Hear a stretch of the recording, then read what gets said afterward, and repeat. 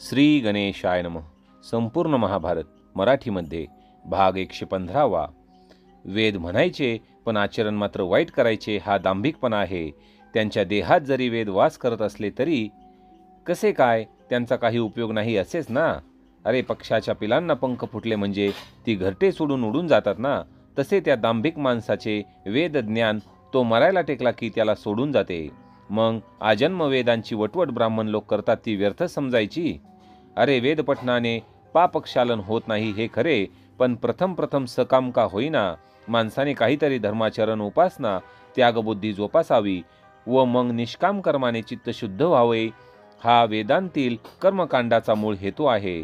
त्यामुळे वेदांना कर्मकांड सांगावे लागले आहे. कर्म व उपासना ही ज्ञानाकडे नेणारी प्राथमिक साधने आहेत, म्हणून वेदांनी त्याचा आदर केला आहे. त्या दृष्टीनेच वेद पठन व्यर्थ नव्हे, तर पुढे त्यातूनच खोल जाणारे लोक वेदाचे ब्रह्मवाचकत्व ओळखून विश्वव्यापी ब्रह्माची त्यातूनच ओळख करून घेतात. वेदातील परमात्मा तत्वाचे प्रतिपादन लक्षात न घेता लोक त्यांचा यथार्थ उपयोग करून घेत नाहीत. हा दोष वेदांचा नव्हे, लोकांचा आहे. वेदातील यज्ञ याग हे माणसाला ईश्वर अर्पण बुद्धीने त्याग करायला शेवटी शिकवतात. हे मूढ लोक लक्षात घेत नाहीत. ते आपले भोग मिळवण्यासाठीच वेदांचा दुरुपयोग करतात व पुन्हा संसारात गटांगळ्या खातात. पण जे लोक तपाचरण व वेदोक्त कर्म ईश्वरासाठी करतात ते मात्र अविनाशी तत्वाला मिळतात. तप सदोष झाले की सुख उपभोग व पुन्हा अधोगती येते. हेच तप निर्दोष असले तर मोक्षकारक होते. सदोष तप कसे होते, तेच तप निर्दोष कसे होते. राजा, आता जे सांगतो ते सदाचरण तपाला फारच महत्वाचे आहे. सनंत कुमार म्हणाले, प्रथम म्हणजे मोक्ष साधना भूत असे 12 गुण सांगतो. 1. ज्ञान म्हणजे तत्वार्थाचे बोधन. 2. सत्य म्हणजे हितकारक आचरण, भाषण, संकल्प. 3. म्हणजे दम म्हणजे मनाचे आकलन, मनावर अंकुश. 4. म्हणजे श्रुत म्हणजे अध्यात्मशास्त्राचे श्रवण. 5. अमार्त्यस्य म्हणजे मत्सर न वाटणे. 6. ह्री म्हणजे वाईट कर्म करण्यास लाज वाटणे. 7. तितिक्षा म्हणजे शीतोष्ण सुख दुःख वगैरे द्वंद्व सहन करणे. 8. अनसूया म्हणजे दुसऱ्याच्या गौरवाबद्दल वैषम्य न वाटणे. 9. यज्ञ म्हणजे महायज्ञ ज्यात संपत्तीचा त्याग करावा लागतो असे. 10. दान म्हणजे निस्वार्थीपणे लोकांना इष्ट ते देणे. 11. धृती म्हणजे इंद्रियांना मोह समोर असूनही ती विषयाभिमुख होऊ न देणे. व 12. शम म्हणजे उपरती. हे राजा, या गुणांनी मनुष्य ज्ञानाची प्राप्ती करण्याच्या योग्यतेचा होतो. या उलट सर्व म्हणजे तपाचे दोष आहेत. दम हा गुण आहे, त्याचेही कितीतरी दोष आहेत. दुर्गुणांची नावे ऐक. क्रोध, काम, लोभ, भोगेच्छा, कठोरपणा, असूया, मानीपणा, शोक, ईर्ष्या व परनिंदा हे मोठेच दोष असतात. तसेच नृशंस म्हणून ज्याला म्हणतात त्याचे दोष ऐक. विषय भोगात मती गुंग होणे, प्राण्यांना पीडा करणे, दान दिल्यावर पस्तावणे, कृपणता, ज्ञानशून्यता, मूढता, इंद्रियांची प्रशंसा करणे व गृहस्थाश्रमी माणसाने स्वतःवर अवलंबून असणाऱ्या पत्नीचा द्वेष करणे हे नृशंसत्व होय. दम म्हणजे इंद्रिय व मन ताब्यात ठेवणे. पण त्यात कशा प्रकारचे दोष येतात व ते टाळावे लागतात ते ऐक. खोटे बोलावेसे वाटते. थोड्याशा लाभासाठीही पटकन खोटे बोलणे हे दोषास्पदच. दुसऱ्याला दोष देऊन हिनवून बोलणे म्हणजे पैशून. हेच काय, प्रत्येकाशी प्रतिकूलच वागणे, हेकटपणा करणे हाही दोषच. अज्ञान व असंतुष्टपणा, लोकांना चीड येईल वर्तन करणे, ताठ्यात वागणे, भांडखोरपणा करणे, आपले पोट भरण्यासाठी दुसऱ्या प्राण्यांचा छळ करणे किंवा जीव घेणे, दुसऱ्याच्या तोंडावर त्यांचे फटकळपणे दोष सांगणे, निरर्थक बडबड करणे, व्यर्थ हळहळ व खंती करत बसणे, जरासुद्धा त्रास सहन न करणे, चिडणे, इंद्रिये प्रत्येक विषयाकडे धावणे, चांचल्य, धर्म, ज्ञान, वैराग्य यांच्या प्राप्तीसाठी काहीच न करणे, शास्त्राला सोडून निषिद्ध आचरण करणे व उगीच दुसऱ्याची हिंसा करणे ही सर्व दमरूप अभ्यासाला मारक असतात.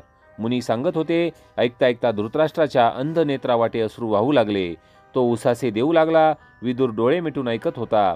त्याने पटकन नेत्र उघडून पाहिले. धृतराष्ट्र रडत होता. संसुजात म्हणाले, राजा, तुझ्या मनातील कितीतरी दोष तुला दिसून आले, त्यामुळे तुला वाईट वाटते काय? धृतराष्ट्र म्हणाला, मला हे सारे ऐकताना वारंवार वाटते की आपण आयुष्यात किती चुका केल्या, पण आता हळहळ करत बसू नको, तोही दोषच आहे. विदुर म्हणाला. सनंत कुमारांना धृतराष्ट्राने जरासे मन आवरून पुन्हा विचारले, त्याग तरी किती प्रकारचा असतो, प्रमाद घडू नये म्हणून काय करावे? ते म्हणाले, धृतराष्ट्रा, त्यागाचे प्रकार 6 आहेत. याचकाला द्रव्यदान हा एक त्याग, त्याला प्रसंगी पुत्र ही देणे हा एक त्याग, देवांना उद्देशून कर्मात जे दान देतात ते इष्ट व लोकांना दान देऊन समाजाच्या उपयोगाची कामे करतात ते पूर्त, इष्टापूर्त कर्म हा पण त्यागच. हे 4 प्रकार झाले. द्रव्य व स्त्री यांचे अनित्यत्व लक्षात घेऊन त्यांचा लोभ न धरणे हेही आणखी 2 प्रकारचे त्याग आहेत. हे तर कठीणच आहेत, सर्वात कठीण आहेत. प्रमाद घडू नये म्हणून काय करावे ते सांगतो. पहिले सत्य यथार्थ संकल्प व भाषण, आचरण व विचार.